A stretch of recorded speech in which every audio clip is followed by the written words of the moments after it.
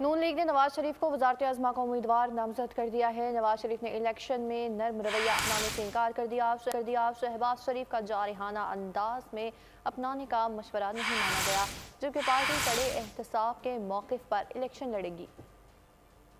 नून league election जीतेगी तो नवाज शरीफ ही वजीर आज़म बनेंगे। लंदन इजलास में अहम फैसला हो गया। इजलास में शहबाज शरीफ बड़े भाई को जारहाना हिकमत अमली ना अपनाने का मशवरा देते रहे, लेकिन नवाज शरीफ नरम रवैया अपनाने पर आमादा ना हुए, जिस पर हिकमत अमली ना बदलने का फैसला हो गया। पार्टी कड़े इंतखाबात का जारहाना बयानिया लेकर ही इंतखाबी मैदान में उतरेगी। नून लीग का मौक़िफ़ होगा कि मुल्क से खिलवाड़ करने वालों का एहतसाब किए बगैर पाकिस्तान आगे नहीं जा सकता। नवाज शरीफ ने कहा, अवाम और मुल्क की मौजूदा मुआशी सूरत हाल के जिम्मेदार वही अनासिर हैं जिन्होंने 2017 में मुल्क की तरक्की के खिलाफ साजिश की। नवाज शरीफ का कहना था, साजिशी अनासिर को हर सूरत कानून के कटहरे में लाना होगा। इजलास में मरीम नवाज ने पार्टी में सीनियर रहनुमाओं के तहफ़्फ़ुज़ात से भी आगाह किया।